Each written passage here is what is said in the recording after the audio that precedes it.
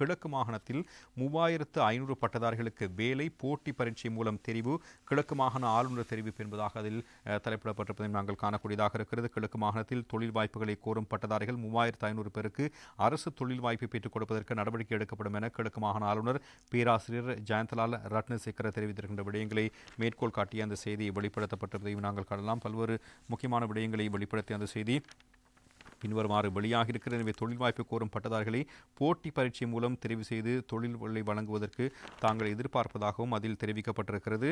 அதே சந்தர்ப்பத்தில் அது தொடர்பான நடவடிக்கைகளை விரைவுபடுத்துவதற்கு சம்பந்தப்பட்ட அதிகாரிகளுக்கு தற்பொழுது பணிப்புரை விடுக்கப்பட்டிருக்கிறது. மட்டக்களப்பில் நேற்று கிழக்கு மாகாண ஆளுநருக்கும் தொழில் வாய்ப்பு கோரும் பட்டதாரிகளுக்கும் இடையில் சந்திப்பு ஒன்று இடம்பெற்றிருந்தது. இதன்பொழுதுதான் மேற்படி பட்டதாரிகளிடம் ஆளுநர் மகஜர் ஒன்றையும் கையளித்திருக்கிறார். அது தொடர்பில் தெரிவித்த பட்டதாரிகள் போட்டி பரீட்சையின் மூலம் தமக்குரிய நியாயமான நியமனங்களை வழங்குவதற்கு தீர்மானித்ததாகவும் தம்மிடம் ஆளுநர் இது குறித்து கருத்துரைத்ததான விடயங்களையும் சுட்டிக்காட்டிய அந்த விடயத்தினை அவர்கள் வெளிப்படுத்தியிருப்பதையும் நாங்கள் காணலாம்.